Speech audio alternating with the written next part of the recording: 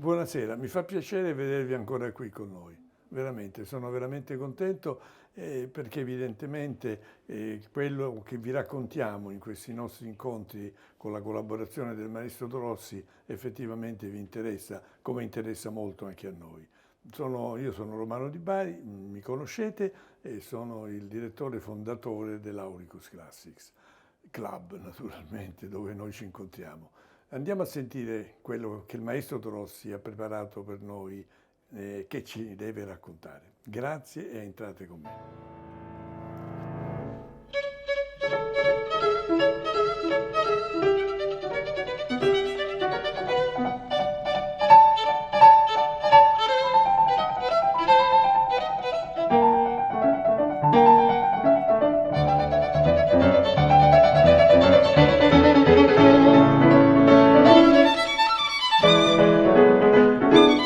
Stefano, come va? Tutto bene? Molto bene, grazie. Ho fatto delle buone ricerche, vedrai. Sì, io ho visto, ho dato già una lettura Ah, vedi, di anticipo perché ero curioso di vedere cosa avevi scavato nei tuoi archivi. Ho trovato. Ho visto che hai trovato delle notizie Sì, che sì, sono sì. veramente curiosità vere. Sì, sì. Benissimo, io penso che anche i nostri ascoltatori, spettatori saranno Speriamo. felici di sentirle perché sicuramente non le ha sentite nessuno. Ecco, Questo questo è il poco segreto, ma è sicuro. questo, certo. Oggi, come prima cosa, parleremo di questo disco che noi abbiamo fatto non molto tempo fa. Ed è un disco che raggruppa due compositori importanti. Uno è Beethoven e l'altro Frank.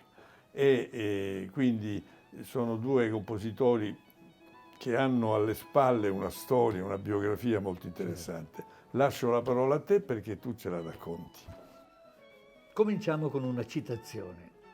Ludwig van Beethoven è un ragazzo di 11 anni dal talento molto promettente. Suona il pianoforte con grande bravura e forza, legge molto bene a prima vista. Questo giovane genio meriterebbe un sussidio per permettergli di viaggiare.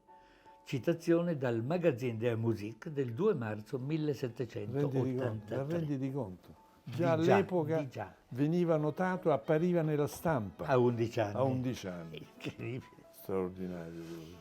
La famiglia di Beethoven, di umili origini, era nella musica da almeno 2 generazioni. Il nonno di Ludwig si era trasferito a Bonn nel 1732, diventando Kapellmeister del principe elettore di Colonia. Suo figlio Johann, padre di Ludwig, era strumentista e tenore alla stessa corte. Uomo mediocre e brutale, alcolista inveterato, Figurati. fu incapace di educare i suoi figli. Logico. Pare che spesso, completamente ubriaco, costringesse Ludwig ad alzarsi dal letto a tarda notte e a suonare il pianoforte o il violino per divertire i suoi amici. Ubriachi pure loro. come lui, pensa che basnata tremenda. Incredibile. Ci mise poco comunque Johann van Beethoven a scoprire il dono musicale del figlio e a mettersi in moto per sfruttare le sue doti eccezionali, allo scopo di ricavarne più talleri possibile. Addirittura, dice qualcuno, cercando di farlo passare per più giovane di quello che era per venderlo meglio come bambino prodigio, alla maniera di Mozart. Proprio pensando al piccolo Mozart, esibito dal padre in tutta Europa una quindicina di anni prima, Johann avviò Ludwig allo studio della musica già nel 75 e tentò, poco più tardi, di presentarlo come virtuoso di pianoforte in un giro di concerti. L'iniziativa non funzionò, non perché il piccolo non fosse abbastanza bravo, ma perché probabilmente non aveva il carattere docile del piccolo Mozart. Qualche anno dopo, la morte di sua madre e l'incapacità di quel vecchio ubriacone del padre di sostenere la famiglia spinsero Beethoven a assumersi la responsabilità del mantenimento dei 2 fratelli Caspar e Nikolaus, lavorando come violista nelle orchestre dei teatri. Mentre il suo talento matura, Ludwig partecipa alle sfide pianistiche apprezzate dalla buona società viennese, che lo consacrano il primo solista di Vienna, e i danni di queste sfide li subiscono virtuosi famosi come Certo. Clementi, Kramer, Hummel. Insieme all'abilità di Beethoven, però, cresce anche il suo spirito ribelle. In Slesia, al castello di un altro suo sostenitore, il principe Lichnowsky, Ludwig rifiuta di suonare per gli ufficiali delle truppe di occupazione di Napoleone. Il principe minaccia di farlo arrestare. Beethoven, dopo una violenta litigata, lo pianta in asto perdendone la protezione. La famosa sordità comincia con i primi sintomi nel 1796 ed è totale nel 1820. Una labirintite cronica, un otospongiosi, non lo si è mai saputo. Chiuso e isolato per non rivelare al pubblico il suo dramma, si fa una pessima reputazione di misantropo ostile al mondo. Nello stesso tempo vive circondato da una corte di allievi, ammiratori e parassiti che lo adulano, spesso irritandolo, e con i quali comunica attraverso i famosi quaderni di conversazione, in gran parte distrutti senza spiegazioni dal suo esecutore testamentario. Erano dei blocchetti nei quali, siccome lui non sentiva, si faceva scrivere le parole e rispondeva, e lui rispondeva rispondeva. lì, certo. E sono stati distrutti Peccato, da questo... pensa che documentazione Sì, importante davvero, non si sa perché. sarebbe stata Sarebbe stata sopravvissuta. Qualcuno conservata. ne è rimasto, ma la maggior parte sono stati Peccato. distrutti da questo Felix Schindler, Peccato. il suo esecutore. Non si sa Peccato, perché. peccato. Beethoven non si è mai sposato, ma molte sono le proposte che ha nel tempo lanciato in giro, puntando sempre troppo in alto rispetto al suo livello sociale ed economico.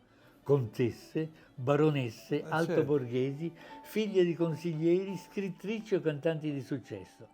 C'è chi sospetta che queste dichiarazioni fossero solo di facciata, per fingere, da parte di quel ruvido orso che era, il consenso a una serie di aspettative sociali che non gli interessavano. Hai capito?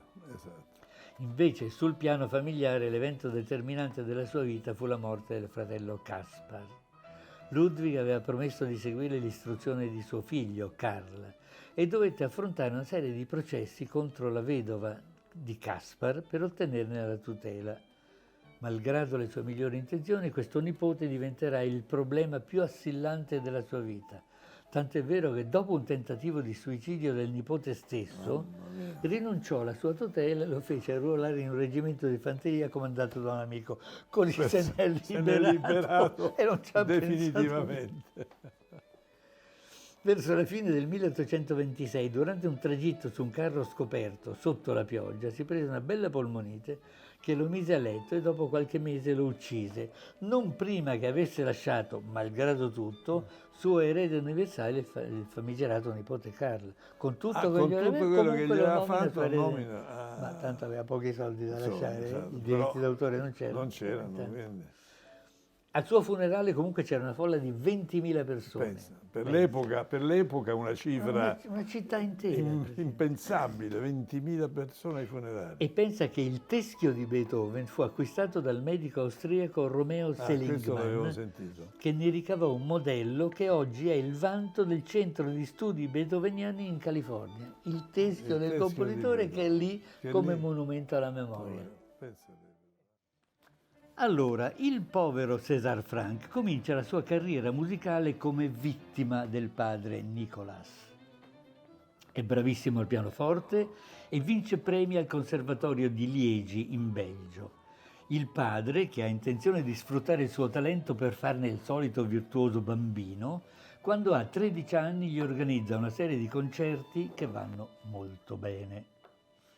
Lo stesso anno la famiglia trasloca in Francia e César diventa allievo di Antonio Reicha al Conservatorio di Parigi. Di nuovo vince il primo premio di pianoforte. Era davvero bravo.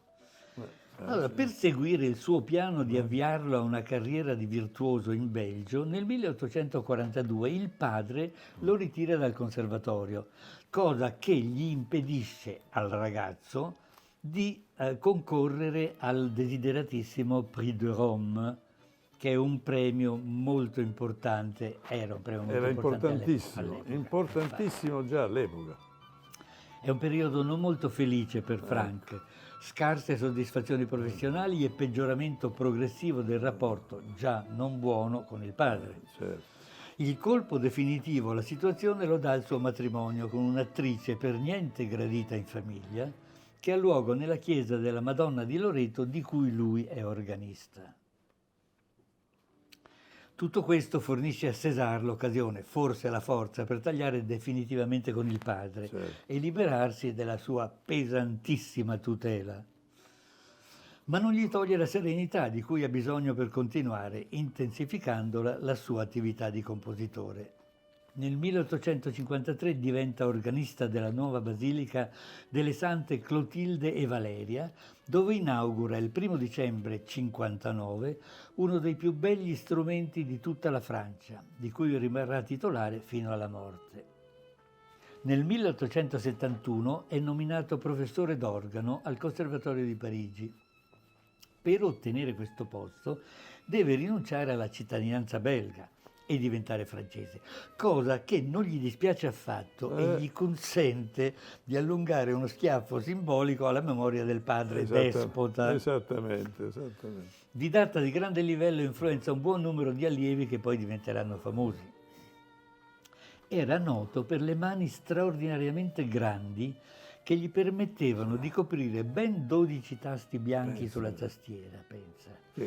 L'equivalente di un'ottava intera più una quinta di quella successiva. Incredibile, nessuno ha mai avuto una capacità di questo genere. Di lui dicevano che, virgolette, avendo la beata tendenza a dimenticare che non tutti i musicisti hanno mani enormi come le sue, ha riempito la parte del pianoforte di accordi di decima maggiore, praticamente difficilissimi da fare. Praticamente, quindi tutti gli esecutori normali sono obbligati a smembrare questi accordi per poterli eseguire.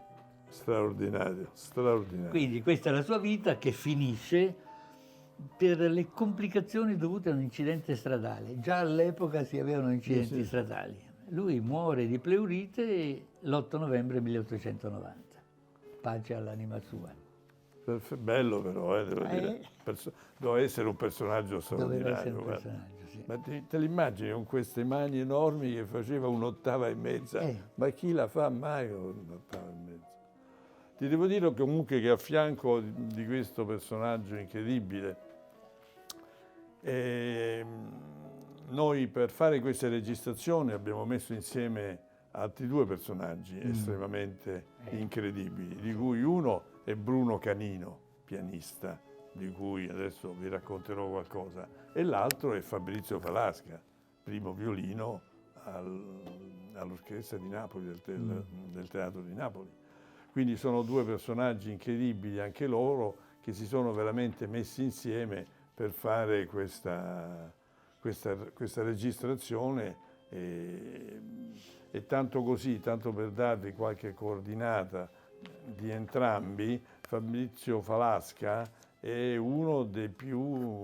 considerato uno dei più noti e rappresentativi violinisti in Italia. È veramente un grande violinista. Lui ha fatto esecuzioni come solista in teatri e festival musicali in tutto il mondo, ha fatto praticamente tutto c'è, dove si poteva andare a suonare come violino solista, lui c'era. È una lista lunghissima che non so neanche a farla e che poi spazia per tutto il mondo, dall'Italia agli Stati Uniti, a Monte Carlo, a Teheran anche, a Vienna, in Iran, è andato dappertutto, perché è molto bravo. Lui ha suonato anche come solista in importanti orchestre come la Filarmonia, l'Orchestra di Padova e del Veneto, l'Italian Chamber Orchestra, la Filarmonica di Salerno, San Carlo di Napoli, Italian Youth Orchestra, a Cascais, Filarmonica in Florida, Symphony Orchestra a Teheran, incredibile veramente. E poi lui collabora col San Carlo di Napoli, come ho detto, col Santa Cecilia a Roma, col Maggio Musicale, con l'Orchestra Filarmonica del Lussemburgo. E poi lui nel 2016, è il caso di dirlo, ha vinto la posizione di Concertmaster alla Tiroler Symphony Orchestra di Innsbruck. Ma renditi conto, e nello stesso anno lui è stato, mamma mia, è entrato nella Philharmonia Orchestra di London come Assistant Concertmaster, che è una posizione Notevole. importantissima, direi di veramente. sì, sì. E quindi è uno che ha fatto veramente tante cose e continua a farne, e sempre in grande attività. L'altro invece è Bruno Canino, il suo partner in questa registrazione. Bruno Canino, che anche qui, se dovessimo raccontare la biografia nei dettagli di Bruno Canino, ci vorrebbe mezz'ora solo per lui. Sì. Bruno Canino, comunque, tanto per darvi un'idea a tutti voi, è nato a Napoli, ha studiato pianoforte e composizione al Conservatorio Verdi a Milano, dove lui ha insegnato il pianoforte per 24 anni. Ma, incredibile. E per 10 anni lui ha dato corsi di pianoforte per 10 anni alla scuola di musica del Conservatorio di Berna. Se lo sono portato in Svizzera, capito? Poi anche lui ha avuto una bellissima carriera come solista e come musicista, come chamber musician, nei principali avvenimenti della musica in Europa, Stati Uniti, Australia, Giappone, Cina. Per oltre 50 anni lui ha suonato regolarmente con un altro pianista importante, Antonio Ballista, e avevano fatto un duo di pianoforti, per cui Ballista, sì, era una cosa, insieme hanno fatto delle cose veramente straordinarie. E poi ha collaborato con moltissimi violinisti come Itzhak Perlman, Lynn Harrell, Salvatore Accardo, Vittoria Mullova e Uto Ughi anche. E ha suonato come leading orchestras,